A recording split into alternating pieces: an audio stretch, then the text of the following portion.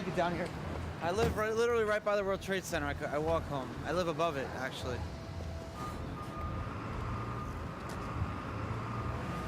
My ankle bracelet tells the government where I am every second of the day, any time of the day. But it's gonna come off when I go to prison, I think. I mean, I don't think I'm wearing this in prison, so that's what the plan is for that.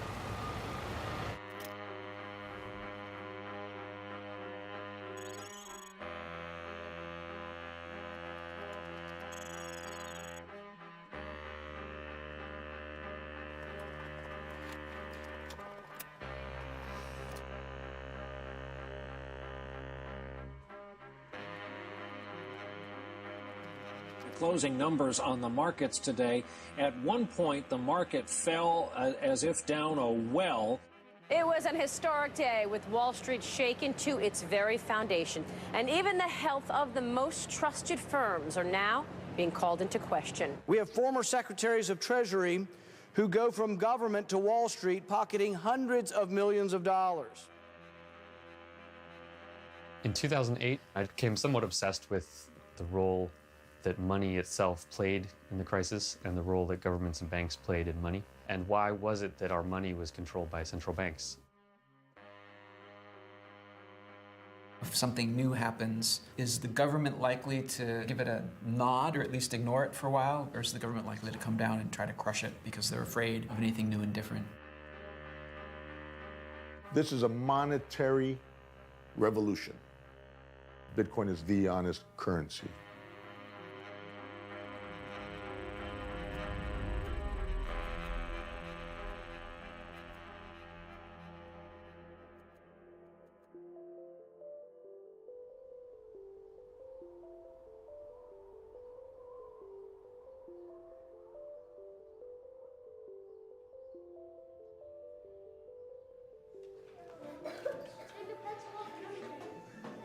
Okay, this past week we've been talking about money.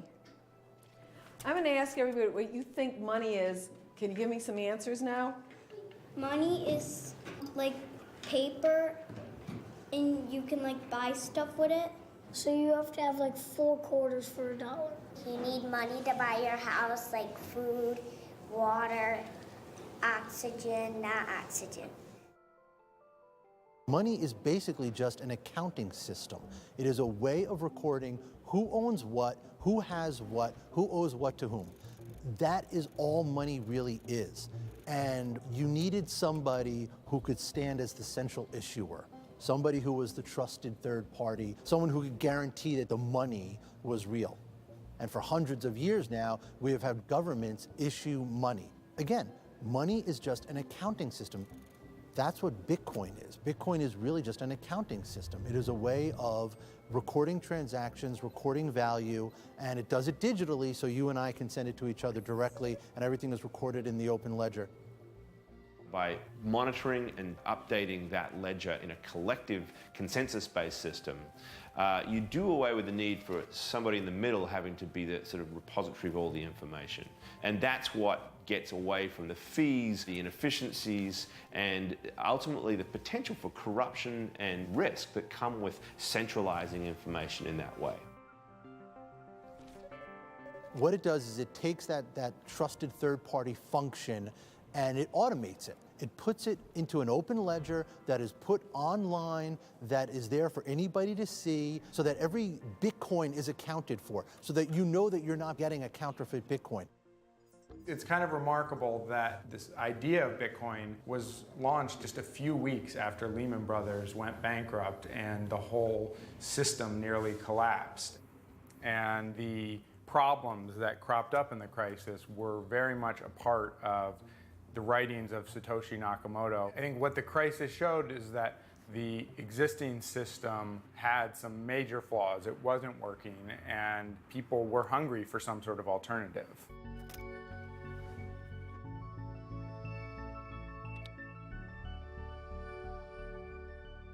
I discovered Bitcoin's power when I understood for the first time that it was not controlled by a central company or a central person, because I knew that meant it couldn't be shut down. And if it can't get shut down, all it needs is to do something useful, and it will become more and more adopted.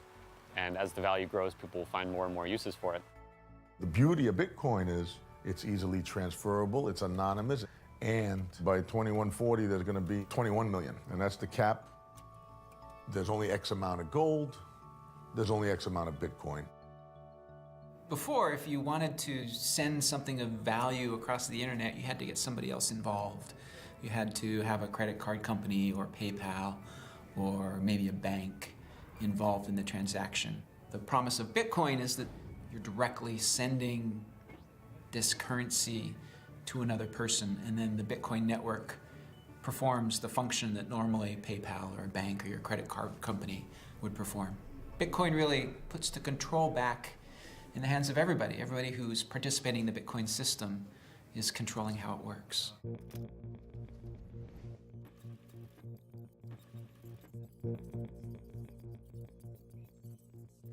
If you want to look for the genesis of cryptocurrency, it was the cypherpunk movement, growing out of a kind of a love of the internet and its possibilities, the discovery of cryptography and imagining that you could actually give birth to a new world, really, out of the internet. A world that lives outside of the nation state and outside the structures of power and the hierarchies that are associated with that. These people had talked about the need and the possibility for a digital currency that was anonymous or could be anonymized using cryptography. The cypherpunks that emerged in the early 90s were hyper concerned about privacy, about personal liberty, and a lot of people had come up with their own systems. Some of them came very close to happening. The one that probably came the closest was DigiCash from David Chaum. Privacy of payments is actually essential for democracy. The reason is not because you need to be able to make private payments in order to express yourself, but rather that in order to inform yourself, you may need to purchase information, and that's the thing that allows you to have opinions worth expressing. Although I wouldn't say David Chaum was a cypherpunk, he definitely inspired the cypherpunk movement. It's as if the cypherpunks kind of came upon David Chaum's tools, like the technology of some alien species, and they only took the weapons. They were most interested in the ones that could be used to disempower the government and empower individuals. The break between him and the cypherpunks came when he realized he would need existing institutions to help him with it. So he started talking to governments, he started talking to banks. He was very close to having this thing happen in the late 90s, and nobody was really prepared for this outside of the cypherpunk movement. People seemed like had almost sort of given up on the project. Other than a few experiments here and there by Hal Finney, Nick Szabo, the conversation around this really died down. And then all of a sudden it came back to life after the financial crisis, and you had people going back to those experiments in the 1990s and looking at new ways of putting those ideas together.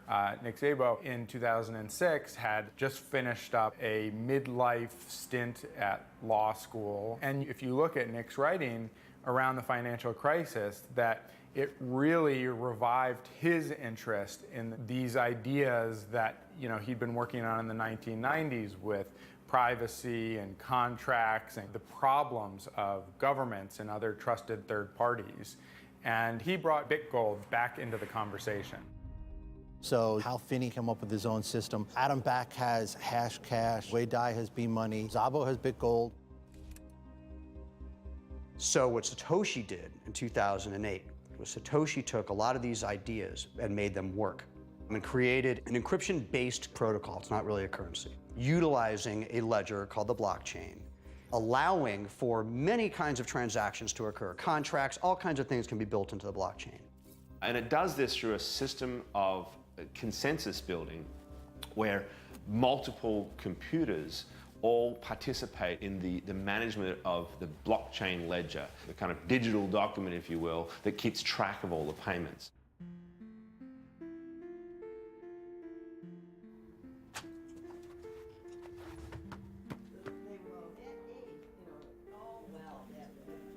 I understand it's something that is instantaneous online, and it can go from one country to the other, and they can have their money.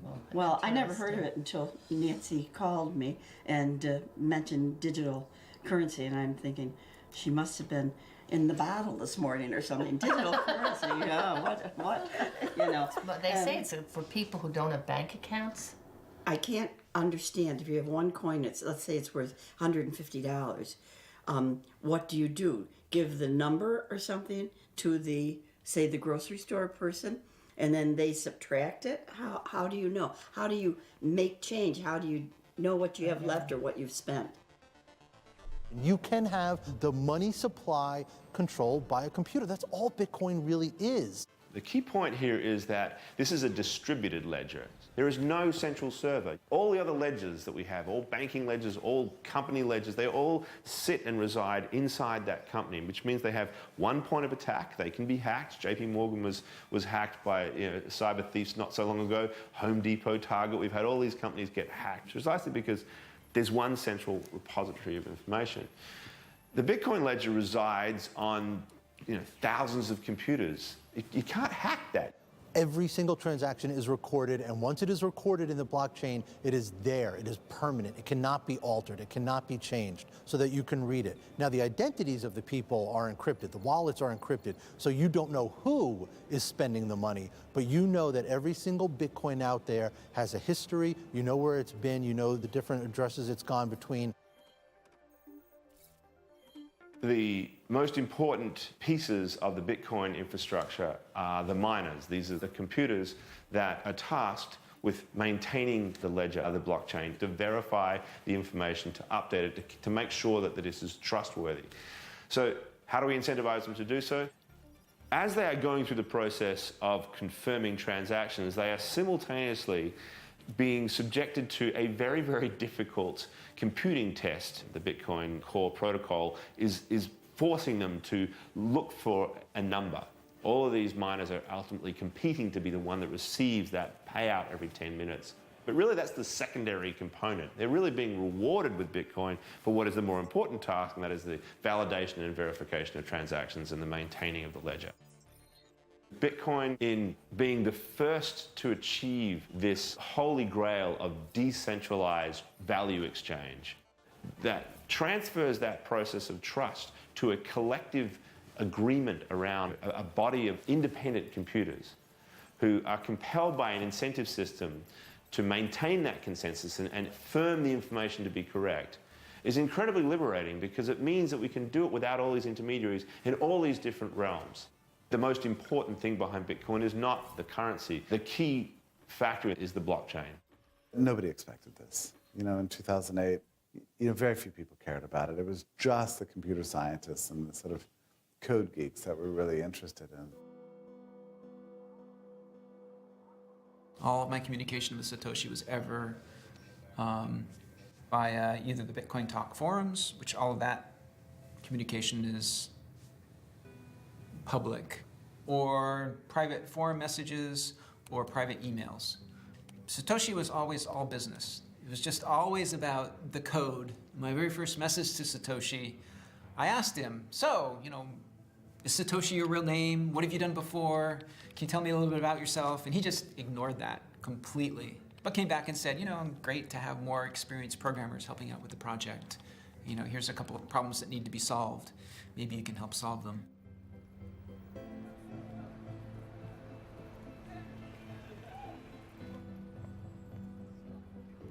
In 2011, I was into Bitcoin sort of just as a hobby. I didn't really know what to do in it yet. I was trying to meet everyone I could, figure out what projects would be cool to work on. I met Roger Ver sort of in August of that year, and a few months later, he recommended to this guy, Charlie Shrem, who started BitInstant, that Charlie should hire me as the head of marketing for BitInstant. Bitcoin is cash with wings. It's the ability to be able to take a local transaction and do it globally. And that's why Bitcoin is going to overturn the financial infrastructure. Bitcoin is like the largest socio-economic experiment the world has ever seen. Our conversations would range from, the mundane and practical, like how the hell are we going to get another bank account since our current bank account's probably going to get shut down any day now, to very high-minded aspirational ones, like, is this actually going to change the world in a good way? Are we just a bunch of crazy people who don't know what the hell we're talking about? Or are we actually starting to initiate an industry which in hindsight will look obvious to everyone, but right now is not? Charlie Shrem was, at that stage, a fairly high-profile figure in the Bitcoin community, the vice chairman of the Bitcoin Foundation, and one of these Bitcoin millionaires who'd made a lot of money very quickly and really played an important role in the infrastructure of managing the movement of funds around the system in that early rudimentary phase. 632 bid, 654 offer in the New York cash market for Bitcoin. Buyers right now will pay $632 cash on the spot. Where have you been getting your Bitcoin, sir? Who's next for the Bitcoin? You want to know what Bitcoin is? I don't want any Bitcoin. I know what it is. You know what I prefer? I prefer dollars. But I have Bitcoin, and in the last 2 weeks, I got 1/3 more dollars. Here's what I want you to do. Give me my number. Call me in a year and let me know how it's going for you. If you want to go on down to 40 Broad, right next door to the stock exchange there, to the New York Bitcoin Center, you can buy and sell all the time.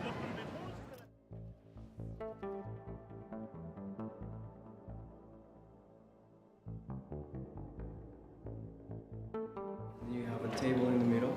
Yeah. Just one small table round, and I have flowers, like a flower arrangement. A really nice flower arrangement. Bitcoin flowers? Coin flowers. So coin flowers would be white lily, purple, and orange. Which is right here, 3 colors. We're putting together the first Bitcoin center here in New York City, right next door to the New York Stock Exchange. Bitcoin is a new space, and many of the rules and regulations haven't been imposed yet, but we will open one day soon, after the lawyers do their job, a live digital currency exchange. What's happening here is a fusion between Wall Street and Bitcoin, hopefully.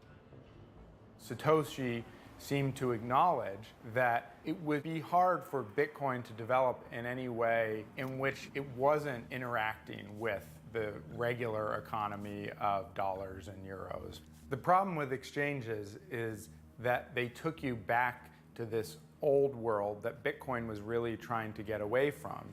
As soon as you move back to an exchange, you're moving back to a world in which some third party has all this personal data on you, has all of your money, has all the security vulnerabilities, and really has none of those strengths that Bitcoin was designed to provide.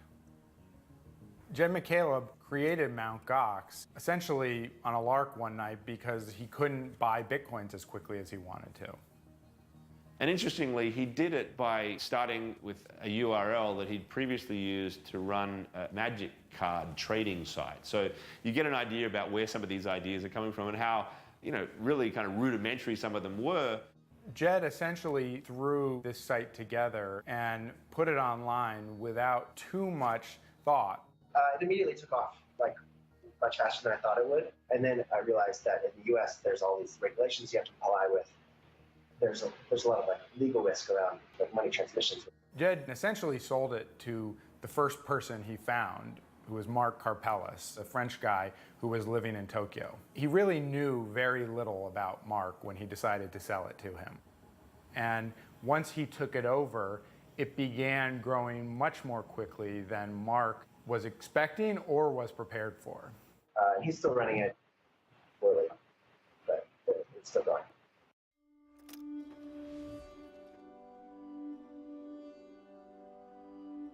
There are 21 million Bitcoins programmed into the system that are going to be released. It's a set number. But within that, every single Bitcoin can be divided up into 100 million different pieces. So there's room for it to expand as the use expands, especially in the emerging markets, in the developing world. That is really the most interesting place to see where this thing goes. So in my pocket, I have 100 trillion Zimbabwe dollars from the Reserve Bank of Zimbabwe, just as a reminder of what happens if our governments screw up our money. Zimbabwe is a good example of a government that lost the trust of their people. And they lost the trust of their people by printing too much money and causing runaway hyperinflation. So I think you will see people in other parts of the world who've experienced hyperinflation, who've experienced bank failures. I think those will be the kind of people who are looking for something something new, right? They're willing to take the risk. A lot of us take the capacity to send money to others, receive money, store money, and do it electronically these days for granted because we are amongst the lucky 50% or so of the world that have bank accounts. But 2.5 billion adults in the world do not have access to bank accounts. A technology like Bitcoin, cryptocurrency, has the capacity to bring those people into the financial system, to give them this power to effectively have what you could argue is a bank in their cell phone, a bank in their pocket, really could open up commerce to a lot of people who are currently excluded from it. Somebody who is maybe working in one country and they want to send money back home. And right now, like Western Union is a big way that people do remittances. From a Western Union perspective, we serve clients in many different locations around the globe and primarily for remittances. Western Union serves typically an unbanked customer, a customer who is either a migrant worker or an individual who doesn't feel comfortable in the financial services sector. And the problem with remittances is they're really expensive. So if I'm sending $100 back home, I may end up spending $5 or $10 just on fees to get that money back to my family. That's a huge percentage if you're poor and working. So since Bitcoin doesn't care about borders, I could just send Bitcoin to another country, and if my family in that other country has some way of spending that Bitcoin or has some way of exchanging that Bitcoin into the local currency, then it's just quicker and cheaper and more convenient. And a lot of people think that remittances will be one of the really big first uses for Bitcoin. The one challenge there is we deal with, at our company, 750 transactions peak a second, and those happen instantly. If you look at a blockchain, you have to wait for verifications, and if you do a recent test, it takes about 15 minutes for every transaction to be validated by the network. That doesn't scale, so it has its challenges as well.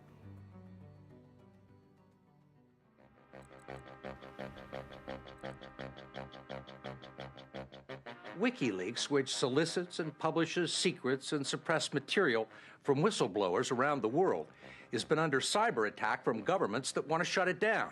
PayPal is the latest business to break ties with WikiLeaks, but the whistleblowing website dedicated to publishing classified government documents still continues to seek funding while crossing out PayPal as one method of payment. In order to ensure our future survival, WikiLeaks is now forced to temporarily suspend all publishing operations in order to direct all our resources into fighting the blockade and raising funds. The WikiLeaks scandal seemed to provide an opportunity for Bitcoin. At the time, the big banks and credit cards stopped processing payments for WikiLeaks, and some people thought that Bitcoin would provide a way to send donations to WikiLeaks.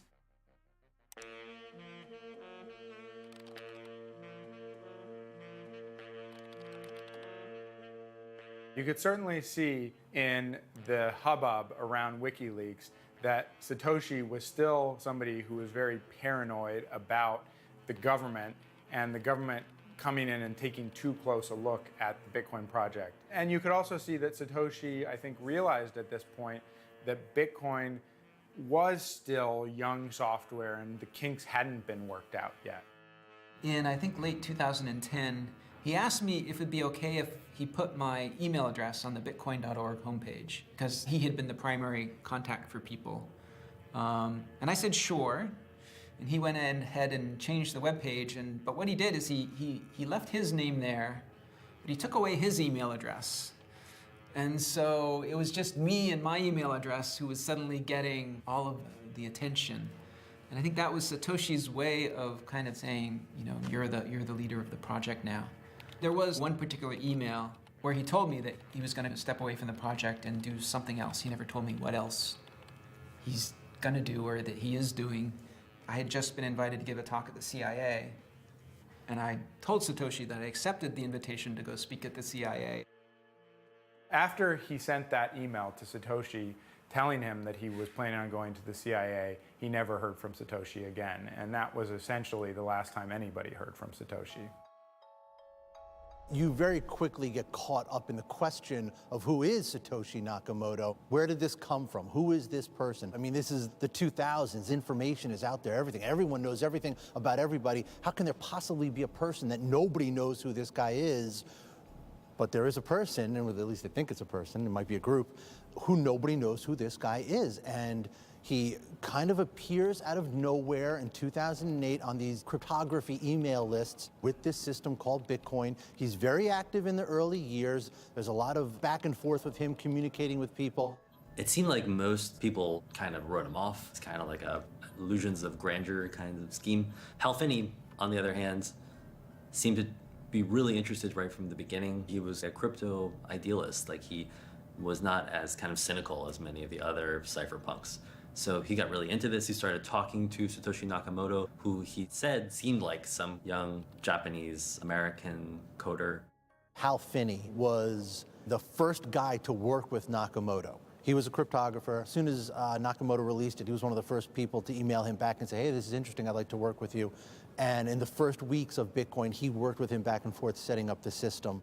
And Satoshi Nakamoto ended up sending Hal Finney the first ever Bitcoin transaction. Any discussion of Satoshi's identity has to go back to the fact that Bitcoin was based on this small number of projects back in the 1990s that only a handful of people knew about, like Hashcash and BitGold and B-Money. And so you end up with a pretty small group of people who would have known about these projects. People thought David Chaum was, everybody in the cypherpunk movement at one point or another, they've said, well, he must have been Satoshi. They've all come out and denied it. Probably somebody who started out in the 90s in California with the cypherpunks, somebody who is very, very good at cryptography, who understands encryption, and has done a wonderful job of just separating Bitcoin from anything that can identify him. I think for Bitcoin's sake, the continuing anonymity of Satoshi has ended up being a really good thing, because the people who have gotten involved in it have been able to write their own ideas and dreams onto this technology, and there was nobody there to say, no, that's not what I meant.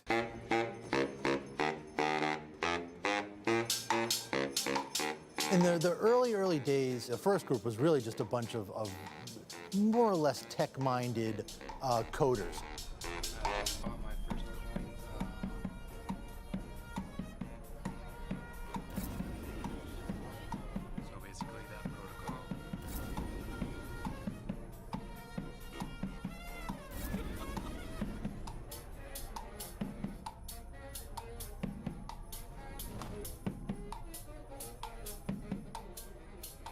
Then you had the libertarians come on board who saw it through a political lens. I'm excited to be a little bit of part of it with allowing and accepting Bitcoin. And then you had these two groups working together, and they overlapped too. And the timing was very good because the existing system was in utter disrepair. It was like a match to a pile of wood with gasoline poured on top of it. And the whole thing kind of really goes viral and takes off.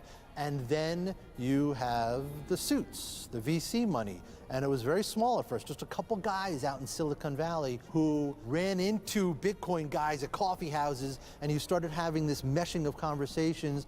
Once Silicon Valley gets on board, that whole dynamic starts to take off. So now you have the tech-minded coders, the libertarians, the counterculture people, the VCs, Silicon Valley, and you have this entire great mishmash of people coming together. You had a network effect. The more people that got involved, the stronger the network got, and the more it grew, and it really started growing on itself. And in 2013 especially, you could literally see this thing mushroom. The thing was just growing, growing, and growing, and growing as more and more people got involved. I think most Bitcoin companies at the time knew that a big part of the market for Bitcoins was people buying drugs on Silk Road who needed Bitcoins to do that. The big bang moment for Bitcoin was the Silk Road. What Ross Ulbricht did by creating the Silk Road was he took this by no means common but usable cryptocurrency called Bitcoin, and he married it with a streamlined, workable user interface that was a free market that could sell anything. what would happen if people were really free, truly free, to trade what they wanted to. Ross did have an extremely radical libertarian viewpoint and really wanted to experiment with using technology to create free markets for people. What Ross Ulbricht did was a combination of Tor and Bitcoin. That was the aha moment that Ross must have had. The Silk Road was basically the fruition of all of the cypherpunk dreams, the crypto-anarchist utopia that they had imagined in the 90s, was real now. This was a perfectly, in theory, anonymous website with perfectly, in theory, anonymous money used to buy any contrabands imaginable. The Silk Road website is a particular headache for authorities. It's an anonymous online marketplace where people sell drugs that are posted to customers all over the world. Cyber investigators, when there's a crime, can kind of trace you back because you have an IP address. It's like a telephone number. So if you call another computer, that IP address is tracked. On Tor, that's taken away because your information hops from computer to computer to computer, and there's no way to trace you back to your original one. Tor is an anonymous system. So if you use the Tor browser, which it has a browser, you can go to Tor and download their browser. You can browse with some degree of security. So that's great for plugging your banking information into a site so you don't get hacked. The other component of Tor, which has similar uses, is called Tor Hidden Services. And Tor Hidden Services is actually, to put it simply, a URL that doesn't have .com on the end. It has .onion. And that is its own little space where you can create websites and you could freely transact without oversight or regulation. People put websites on there that are outside of law enforcement's view. There's hackers for hire, there was malware, there was credit card dump services, there was a whole bunch of them. Christopher Bell has ended up being, in some ways, the most important FBI digital crime investigator of the last few years. He was the one who took down Anonymous, essentially. So we decided to start looking at some of the services on Tor, and Silk Road being one of them. Other cases, they would hit Tor, and they would kind of throw their hands in the air and say, it's Tor, there's not much we can do about it. I found it interesting to kind of take a look at it and tackle it.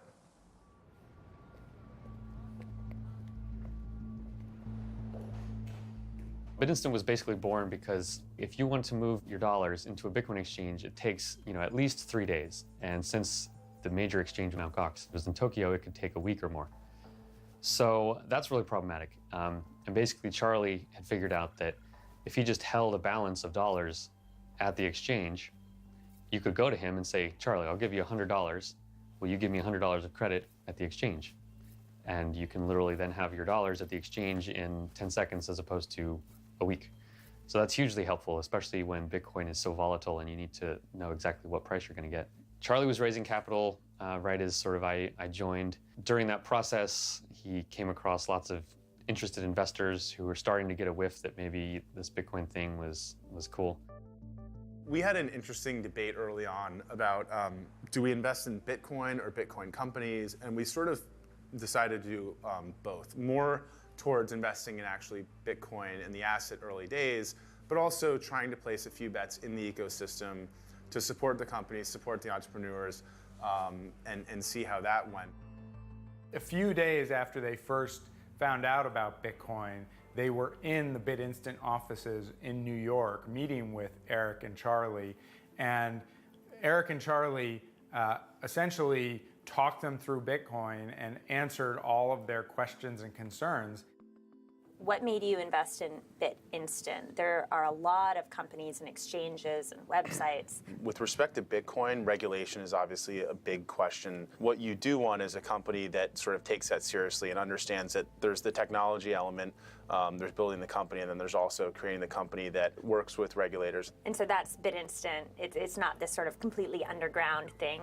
I mean, Charlie, the CEO, happens to have been in the space for a long time, so he's sort of on the pulse and the cutting edge. You come out and you say, like, we want this Bitcoin thing to overturn everything, but at the same time, we have to be compliant, and you have to know your customer. You have to know every single customer, no matter what, even if they're transferring $1 or $1,000. And how reasonable is that? The term money laundering was invented by banks, and knowing your customer shouldn't be this complicated, expensive thing, and you shouldn't treat everyone like a criminal in the beginning. They really wanted us involved. People were really friendly because it benefits you to onboard more people in. So Bitcoin's always been this very friendly community, and it's also, in some ways, it's self-serving that way. But we were there for the right reasons. At the time, BitInstant was the big company other than Mt. Gox. It was the way that most Americans were able to buy Bitcoins. Here it is. So BitInstant was located right there. I think it's the one that now says Bling. It was a whirlwind 6 months, going from total obscurity with no money to becoming, one of the hot startups of Bitcoin. But almost as soon as the twins made their investment in the company, it began falling apart. The twins had a much more practical approach to Bitcoin and BitInstant. They wanted to see the company making money and making as much money as it could, as quickly as it could. They saw early on that it would be regulated, that it wasn't going to be this big and have no one be interested in regulating it. So they feared that all kinds of regulators would come in at all different angles and tie the thing up in a complete morass where nothing would ever get done. So they wanted to help drive the regulation so that whatever regulation would be there would work and would not end up being a complete dead end for Bitcoin. That strategy is smarter from purely a business perspective, but I'm not in this purely from a business perspective. I'm in this for business and because I'm trying to change the world and make it better. And building Bitcoin companies and begging for regulation that matches exactly the banking regulation that has caused so many problems, I feel like is counterproductive. For the most part, BitInstant was actually taking steps to make sure that people weren't using the service for illegal purposes. But Charlie made the mistake in dealing with BTC King of acknowledging that he knew what BTC King was doing and that he was acquiring Bitcoins to sell them to Silk Road customers. In this case, Charlie worked with the guy and wrote emails that essentially acknowledged he knew what this guy was up to.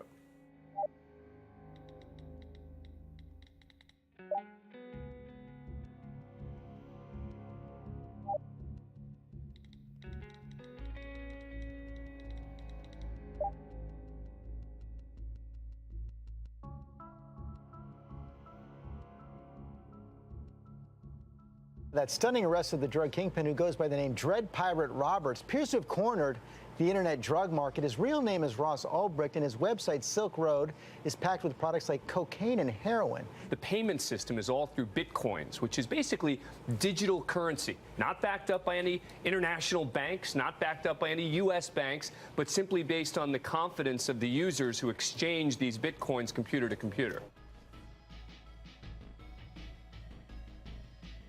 There's a reason why the case was tried in New York, in the Southern District. And largely, that was because of Bitcoin. Ross was caught in San Francisco. The Silk Road servers were out of the country. So why was Ross's case tried in the Southern District of New York, where most of the financial regulations cases are dealt with, where the District of Attorney, Preet Bharara, has been all over Bitcoin, where Charles Schumer, the senator, has been all over Bitcoin? Ross Ulbricht's case is a Bitcoin case. There's absolutely no denying it. The level of threat that the Silk Road posed to the marketplace, to Wall Street, whether it's a perceived threat or an actual threat, was humongous. And the idea that somebody could create a marketplace where you could freely transact without oversight or regulation had to be dealt a massive and public blow. Bitcoin kind of monetized that anonymous part of the internet, and it made it possible to trade in things that the federal government doesn't want you to trade in. Law enforcement moves slowly, but it's a big heavy wheel that grinds finely. So, someone was running a hidden service and now they're in prison for life.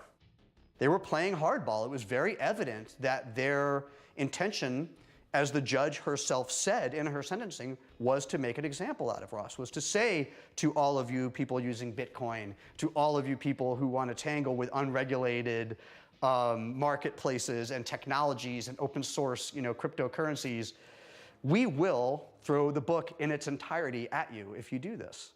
We seized a whole bunch of Bitcoins, And in order to sell those Bitcoins off or go to an exchange, you have to fit within federal law and state law.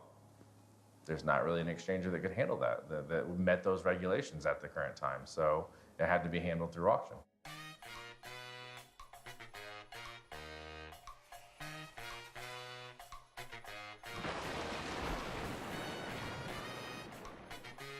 You know anything about Bitcoins? There's an article in the Wall Street Journal today on Bitcoins. Really? Right here, if you want to read it. It is. Digital currency, did you see that? Wow. Oh.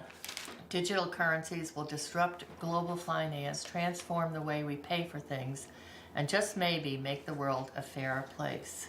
From what I read on the computer, they have had some problems. It does say here it's a haven for drug dealers. Yeah. Yeah. Wow.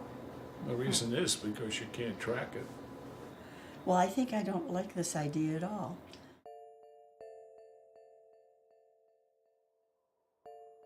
When we saw the Silk Road shut down, a lot of people said, you know, Bitcoin's nothing but illegal drugs on the internet. That's what it is.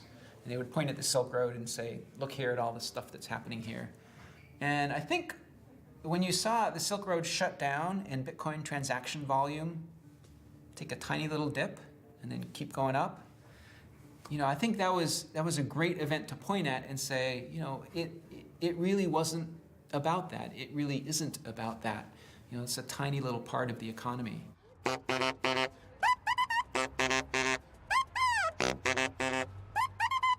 guess in the last week I've really started hearing about Bitcoin.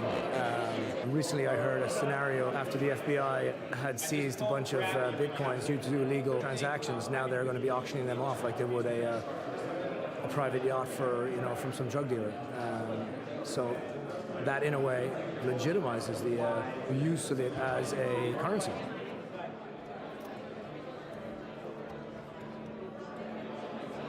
Looks like it's the first live Bitcoin exchange on Wall Street.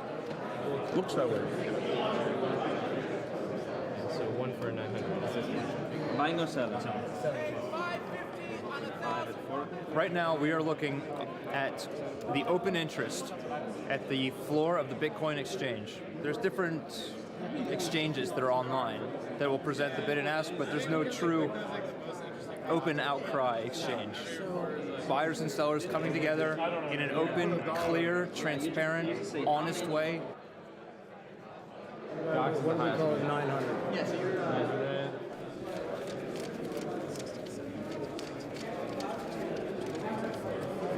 Here's my transaction, probably the first 2 transactions of the day. It's really not about the money, it's about being involved. And I think there's a lot more people going to follow me.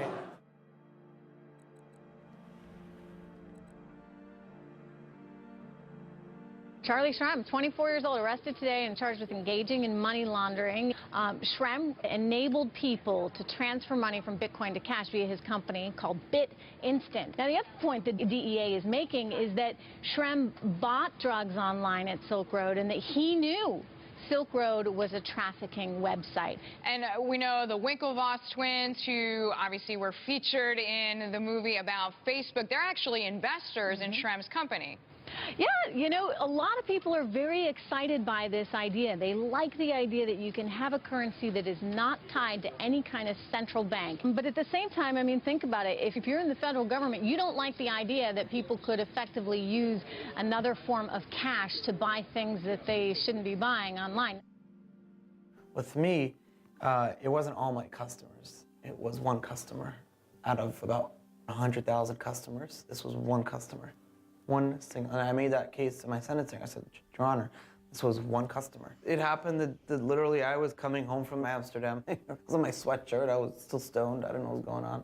Charlie did not know when to shut up, and that ended up getting him in trouble and probably led to the end of his company. But they got me under the Patriot Act, and it's money laundering because I knew that the money I was taking was eventually possibly going to be used for drug trafficking. Now, drug trafficking is not buying drugs, it's selling drugs. I didn't have the drug seller, I helped the guy buy drugs. But I never went to trial because, and I pled guilty because who wins at trial? You know, like this guy Silk Road, he's gonna go to life. in trial, all I needed to get was a lady whose son died from a cocaine overdose, and the jury would have convicted me right there. So essentially, Charlie was selling Bitcoins to a guy who was selling Bitcoins to people who were putting drugs into their own bodies. And for this, Charlie was charged with crimes that could have put him in jail for 20 years. That's what the prosecutors were shooting for. We have banks that have ATMs on every street corner in America, and those banks know very well that that cash is getting used for drugs. And yet, that's fine. They're allowed to do that. No one gets in trouble. But Charlie sells Bitcoin to a guy who sells Bitcoin to someone who uses drugs, and he goes to jail. He was an entrepreneur that started building this industry, built services that people found useful, when bankers almost destroyed the world economy, and none of them got in trouble whatsoever. And here we have this 23-year-old kid. He goes to jail because he started building an alternative.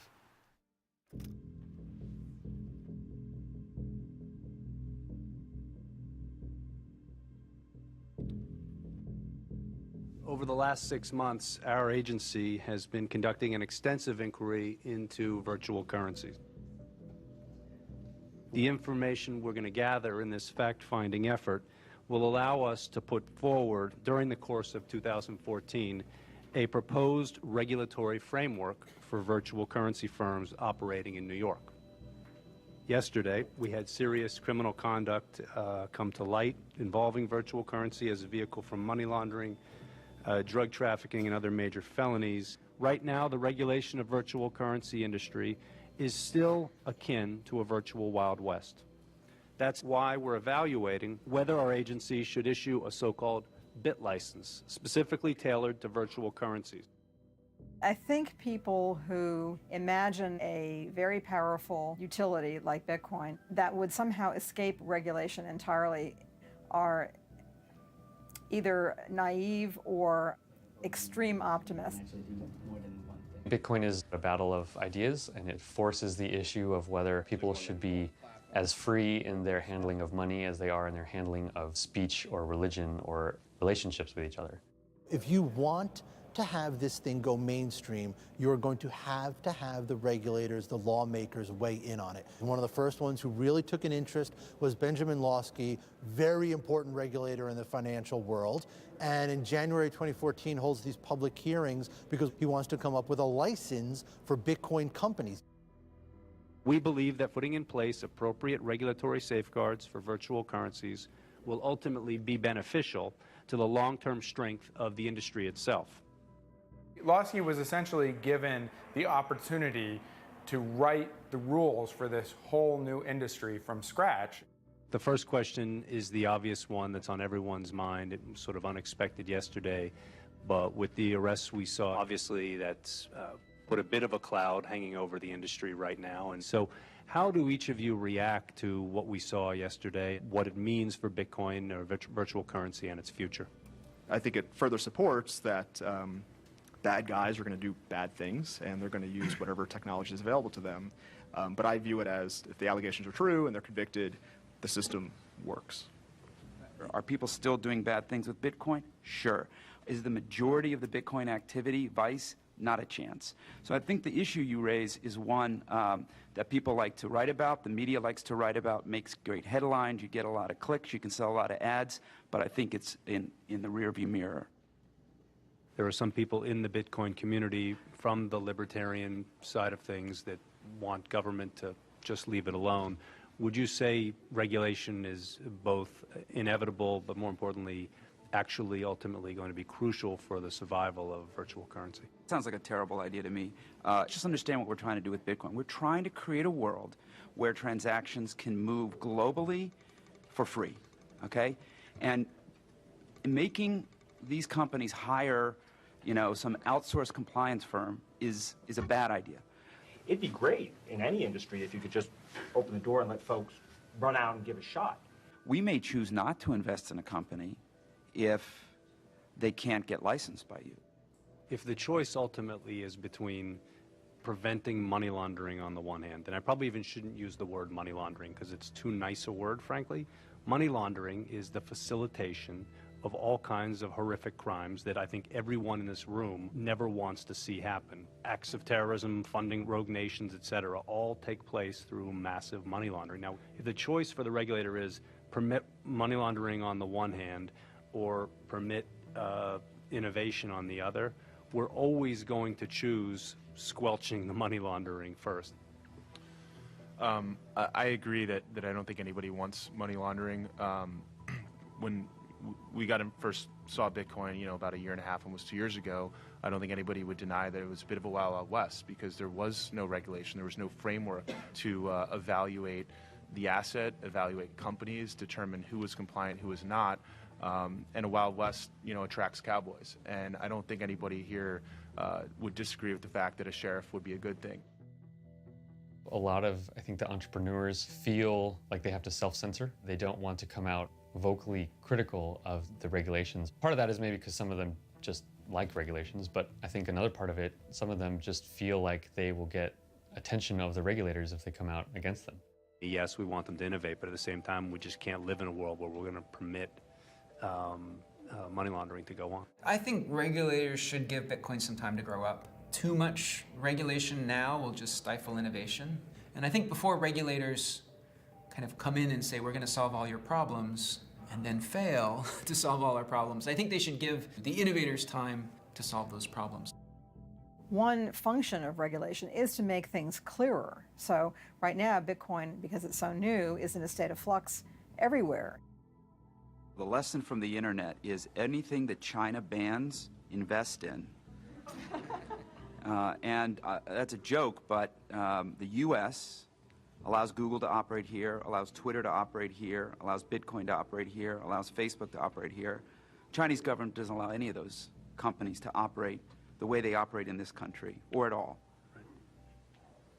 This is about freedom, ultimately. We're 50 yards from the old World Trade Center here, and I think all of us never want to see anything like that happen again. And it would have been a lot harder for 9/11 to ever have occurred had we had the protections in place that would prevent the movement of massive amounts of money around the globe by people who would want to kill everybody in this room. So I think the key is to not create useless regulation, but I think the motives behind a lot of those rules are to ensure we don't miss something again. Since 2001, there's this absurd obsession with terrorism.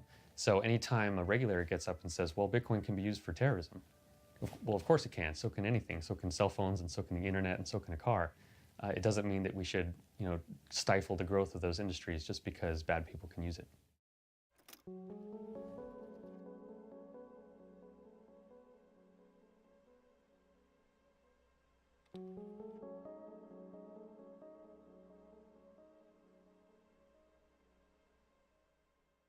This has arguably been the worst week in the cryptocurrency's short life, stung by the collapse of once dominant exchange Mt. Gox. Now that failed firm's CEO, Mark Karpeles, is in hiding. Some 750,000 Bitcoins allegedly stolen or lost, which accounts for about 6% of the total circulation. By the time Mt. Gox went down, it was holding what its customers believed were about $500 million worth of their Bitcoins and the company's Bitcoins. It was no longer the largest exchange in the world, but part of what's so amazing is that people kept using it even after there had been numerous incidents in which it was clear that the company was not up to the task of safeguarding the money.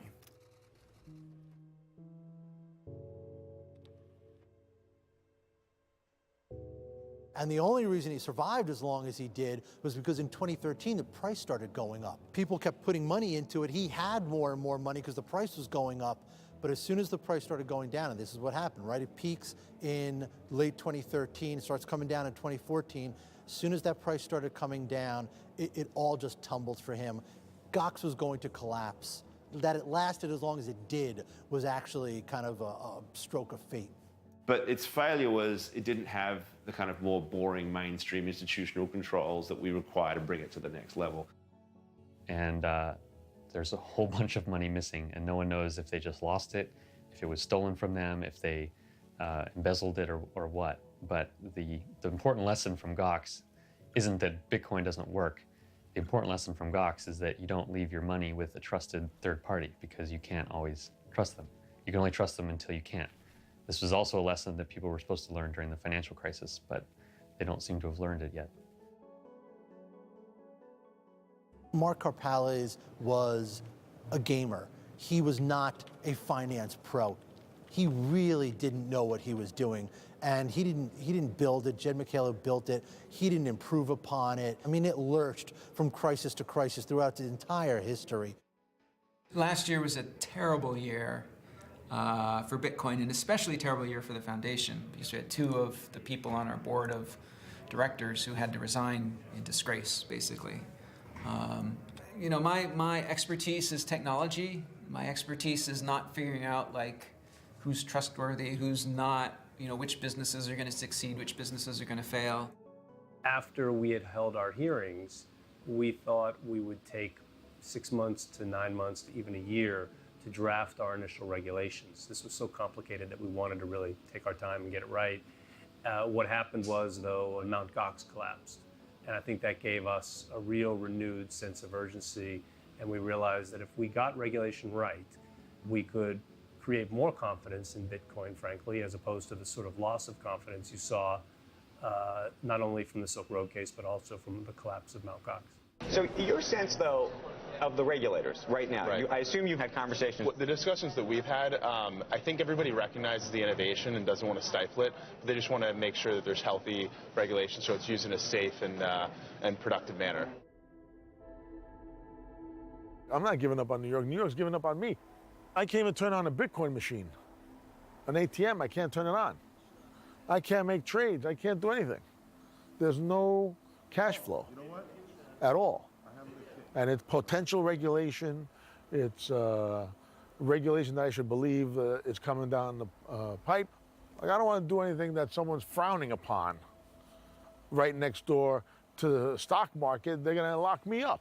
You know, you can't have an exchange. Well, we don't. People meet then and exchange with each other. New York's sitting there on the high horse, and the whole world's waiting on New York to create some fucking license.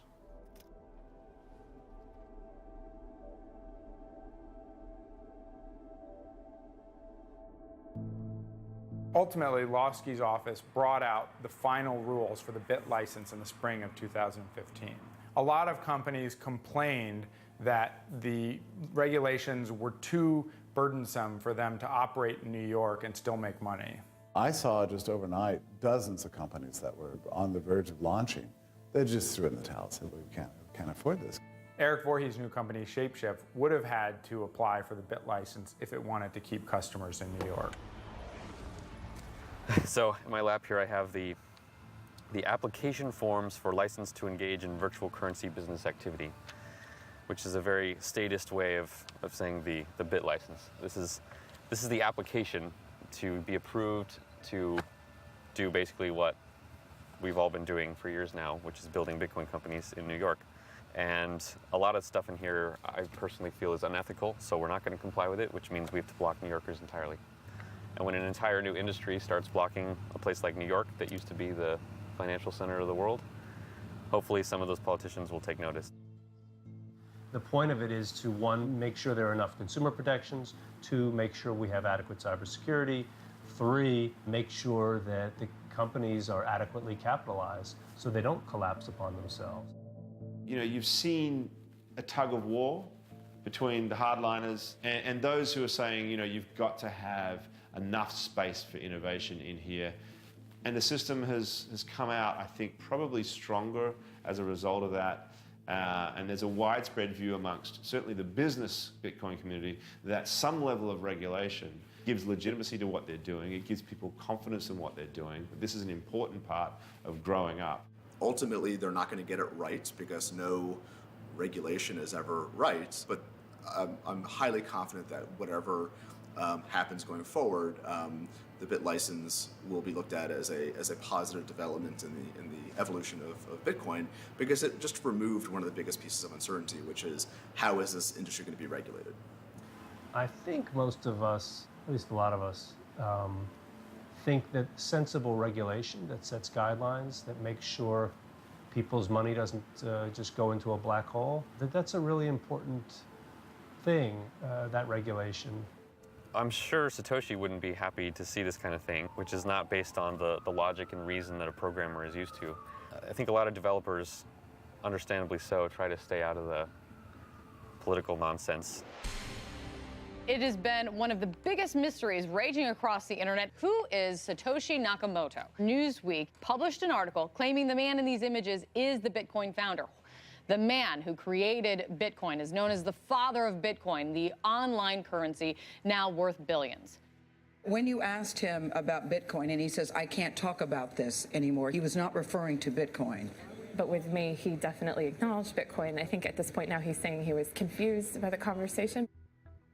Clearly somebody thought that we did this as an act of war against Satoshi Nakamoto or Bitcoin, and I want to be very clear that I certainly never meant it that way. I have nothing to do with Bitcoin. It was a monster story. How did they figure it out? Oh my God, look at this guy that they named. His name is Dorian Satoshi Nakamoto, living in California, basically hiding in plain sight. It becomes a gigantic media scramble. And then Dorian emerges from his house looking kind of disheveled, looking kind of confused, and says he's not Satoshi Nakamoto, says he's never heard of Bitcoin. He doesn't understand. He had one conversation with Leah. She misunderstood what he said. She took it the wrong way. And you probably would have had to have been a cypherpunk to understand all the elements of it that had already been put together. The odds of it seem very low to me that it was somebody from completely outside that community who happened to know all these different things and put this together and appear out of nowhere. The day that Newsweek's story came out, naming Dorian Nakamoto as the creator of Bitcoin, I got this email from an old acquaintance that was titled, "What are the odds?" And it's laid out the fact that Hal Finney lives less than 2 miles away from the known address of Dorian Nakamoto, where Newsweek had found him. And Hal Finney is the #2 ever user of Bitcoin, who received the first Bitcoin transaction. He worked on an early prototype of an anonymous currency system. He was a cypherpunk. So how could it be that the purported creator of Bitcoin and this known, confirmed, second ever user of Bitcoin hadn't ever collaborated? That Hal Finney, who was less than 2 miles away from Dorian Nakamoto, hadn't helped to create Bitcoin? Or maybe he really was the creator of Bitcoin. Maybe Hal Finney was Satoshi Nakamoto. When you look at the Bitcoin white paper, it made reference to a lot of the earlier projects that fed into Bitcoin, but it's very notable that the one project it doesn't refer to is Nick Szabo's BitGold, which is perhaps the closest precedent and the closest parallel to Bitcoin. I mean, BitGold is so close to Bitcoin, it's hard not to think that, maybe Nick is Satoshi. A lot of people will say Nakamoto must be Szabo, Nakamoto must have been Finney. But I don't think he was trying to leave any breadcrumbs out there for anybody to follow. I told my editor about it. He agreed that you found Satoshi Nakamoto. So I got on a plane to Santa Barbara and I drove out to Hal Finney's house. But at this stage, he was already completely paralyzed by ALS. This really awful, debilitating terminal illness that slowly shuts down your body while leaving your mind completely intact. And the time when he started to fade in his physical abilities did roughly coincide with the time that Satoshi Nakamoto started to disappear. Maybe the reason that Satoshi Nakamoto had chosen to fade away was because Hal Finney was physically fading. There have been a number of stylometric studies, and you see so many of these similarities between Satoshi's writing and those of Nick's, including these little things like having 2 spaces at the beginning of a sentence and phrases and spellings that nobody else uses. So I talked to Hal as much as I could, mostly in a kind of one-way interview, because he could really only respond with yes and no answers. And he denied being Satoshi Nakamoto. You could tell that he was amused by the whole idea that I thought he was Satoshi Nakamoto. One of the really remarkable things from Nick Szabo's writing in those months before Bitcoin was publicly launched is that Nick, in responding to some comments about a post he had made about BitGold, actually asked the other people who were reading him if anybody wanted to help him code this idea up into real software that could work. It was never turned into a reality, but when you look at BitGold, it's hard not to be struck by the similarities between it and Bitcoin. Maybe it was a duo. It was Szabo and Hal Finney, and now... It's possible. Yeah, Hal could have been the coder. I don't know. You know, this idea that Hal Finney could have been the kind of ghost coder for Bitcoin, I guess it's possible. Other people kind of speculating on Reddit or other parts of the internet thought that maybe Hal Finney had used Dorian Nakamoto as a patsy. If he were ever traced back to Dorian Nakamoto, it would seem like this guy was the creator and Hal Finney would be sort of immunized from it. Everyone else who was involved in the projects leading up to Bitcoin has released their communications with Satoshi from this period. Nick has avoided doing that and essentially went silent in those critical months after Bitcoin was released. You know, when you talk to people face to face and they tell you these things, you can get a sense if they're being honest. And if Hal Finney actually had a secret billion-dollar cache of Bitcoins, he wouldn't have been able to lie to me so effectively about it. In the end, the reasons to believe that this was all just a coincidence began to outweigh the coincidence itself. It's almost like an eel. There's something there, you can see it, but as soon as you touch it, it just slides right out of your hands and you're left with nothing. Anybody who is of any note in the cypherpunk movement, and even outside of it too, has at one time or another been called Satoshi. Hal Finney denied it, Nick Szabo denied it, they've all denied it. Maybe one of them is Satoshi, maybe all of them are Satoshi. It really is a mystery.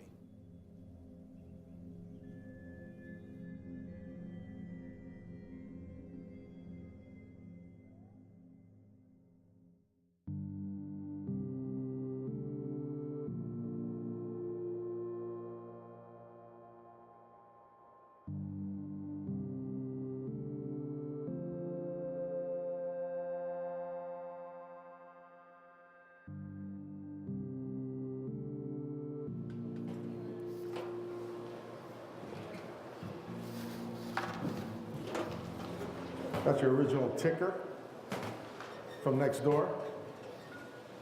All right, so we're over here, Bitcoin Center, 100 feet from the stock exchange over here. And, you know, some of you guys took a hit last couple weeks. A lot of the big guys, they got their foothold in the business that they weren't a part of in the beginning. I don't know what's going on, but I don't know. I wouldn't write off Bitcoin that easy. I know that Bitcoin is going to change the world. It's changing the world already. And we have to stand tall and proud as Bitcoiners and early adopters.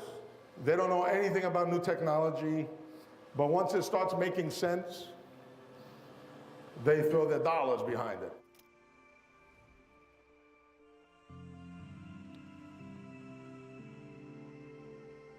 You know, unfortunately, early adopters make the roads that we all travel down, and they are usually paved over in the process. The first guy through the door gets shot, you know, but somebody's got to go through the door, but they're gonna get shot. Charlie Shrem, Ross Ulbricht, Julian Assange, they got shot coming through the door. But we are all utilizing the freedoms and technologies afforded to us because they knocked the door down. Hey, Michael. Can I put you on speakerphone for a minute? If I know how. Hello? Hey, Michael, can I ask you, where did you buy Bitcoins? Where did I? Yeah. There's a number of exchanges, but Did you lose, how much, do you still have them? I still have them. I've lost 90% of whatever You put into it. Can you use it? Do I want to buy it? No, not today. So it is going to be around. I don't know. Did you ever use it to buy anything? I bought some heroin. Michael. No, I've never used it. No, okay. They should go back to, day one and just start all over. Forget about Bitcoin and call it something else. I think it's been so tarnished now with this, with the Silk Road, and I just think, that all that stuff about $400 million disappearing, and you're just not going to get off the ground. Nobody's going to, like Warren Buffett said, stay the hell away from it. To put all the cards on the table, I'm going to be leaving the department in the coming weeks. And if you asked me back when I took this job in 2011, what I thought we'd be working on during my tenure, digital currencies would not have been at the top of the list.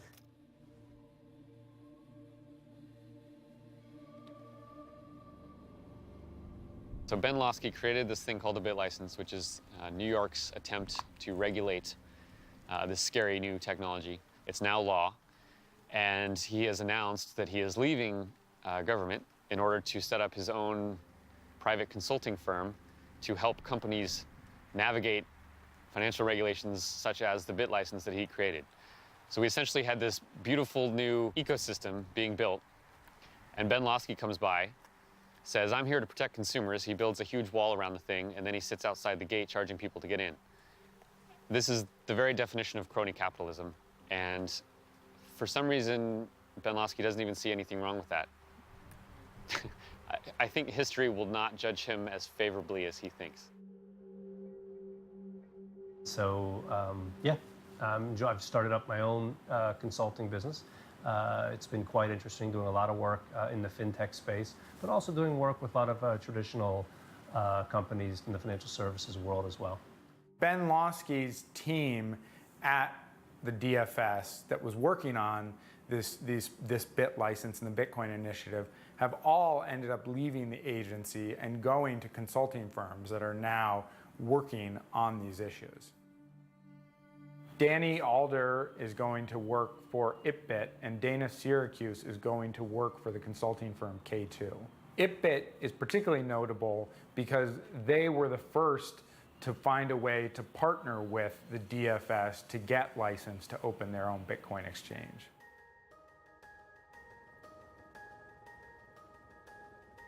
When this is over, I'm definitely going to leave New York when I can. Where I'm going to go, I don't know. I think the Bitcoin community in New York is done with. It doesn't foster innovation here. It's too difficult to have a Bitcoin company. No banks will open up accounts. You have the threat of regulation. You have high-profile arrests like myself and others. No one wants to deal with it. When did you first start digging in on Bitcoin? 2.5 years ago, when I took over the foreign exchange payments business at JP Morgan. So you probably had Mt. Gox, BitInstant, Charlie, and those guys. I mean, it's interesting. Almost none of those guys are around anymore. 2 years ago, at all the major banks, Bitcoin was an afterthought. It was kind of a, maybe in a hallway conversation at the water cooler. And now, even this week, I met with one of the other major banks. Everyone's got a Bitcoin specialist, at least one working group, kind of teams of people who are trying to figure out how to incorporate the technology into their existing operation. Banks and institutions associated with the financial system are really starting to recognize that the payment system underlying banking could be made more efficient by the application of blockchain technologies. The blockchain technology underlying Bitcoin has become something that a lot of people are now very, very interested in for all kinds of other uses, whether it's allowing for derivatives to be transferred or securities to be transferred or all manner of financial instruments to be transferred in complex, interesting ways. I think different companies are going to adopt different strategies, and it's going to be fascinating to watch companies like Digital Asset Holdings, Blythe Masters Company, doing very, very interesting work. I didn't become aware of Bitcoin in any meaningful sense until 2014, late in the year. And at the time, my perspective was one of skepticism, I would say, specifically because the storyline that I heard related very much to cryptocurrency as a potential medium of exchange and store of value, which is a valid debate and application, but it doesn't have the full extent of the power that the underlying technology has to achieve. Blythe Masters is not just any banker. She is this person who I think is really seen as being behind some of the most problematic innovations in the financial industry over the last 3 decades. Blythe is the one who is essentially given credit for creating the credit default swap, which essentially provides a way to bet on the default of a bond. And the credit default swap ended up taking this place at the center of the financial crisis and these bets that banks had made against subprime mortgages. Blockchain technology eradicates a significant amount of inefficiency in the system and reduces costs. It doesn't mean that we are doing away with the need for trust in financial services at all. Bitcoin was designed to find a way to circumvent Wall Street, and what Blythe Masters is doing is essentially trying to find ways to bring Wall Street into Bitcoin and make it possible for them to use this technology as well. What the bankers seem to be looking to do at this point is create their own private blockchain where their computers are powering it rather than these anonymous miners. They want control over the system. The banks are looking at this incredibly wide array of ways that they might use this, which include, replacing stock exchanges, finding new ways to originate loans, finding new ways to move money between countries. And of course, that's going back to the original idea of Bitcoin, but now it's happening within these financial institutions rather than outside it, as Bitcoin had imagined. I have no problem with the banking system and the financial industry co-opting Bitcoin, primarily because Bitcoin can't really be co-opted. The fact that it's decentralized means no one can control it, no matter who they are or how much money they have. I think it's all good for Bitcoin. I think all of the innovation that's happening, both on Wall Street and in Silicon Valley, I think competition will take care of people who want to try to have a monopoly or who want to try to charge more than they should for whatever product or service that is happening on the blockchain. It really is as advertised. It really is controlled by all the people who are using it. And it really is designed just to be a more efficient, more fair way of sending value over the internet. Bitcoin is not neutral. You cannot remove the political component that Satoshi implanted in Bitcoin from Bitcoin. It's what a lot of the people on the Wall Street side try to do. You cannot neutralize Bitcoin. It's impossible. Thankfully, I'm going to go to a comfy federal prison camp without fences, has pool tables and a track and a baseball field and decent food and kind of 100 or 200 people that are white collar. Those guys in prison are the best ones to use a Bitcoin. They're smart. I'm very excited to talk to them about it.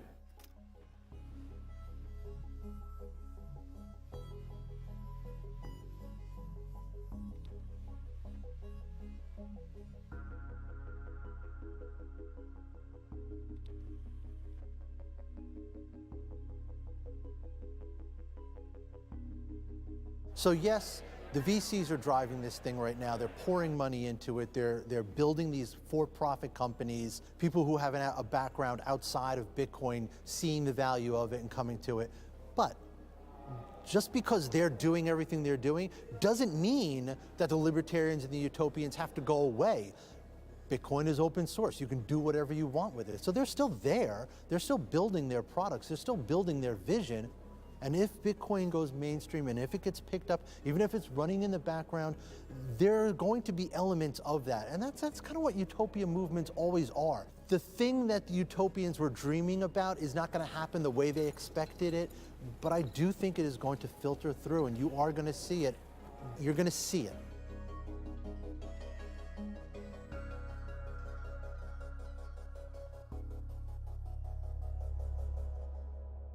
So you're going to show me that Satoshi Nakamoto is you? Yes. Some people will believe, some people won't. And to tell you the truth, I don't really care. But you can say, hand on heart to me, I am Satoshi Nakamoto. I was the main part of it. Other people helped me. I'm going to come in front of a camera once, and I will never, ever be on a camera ever again for any TV station or any media, ever.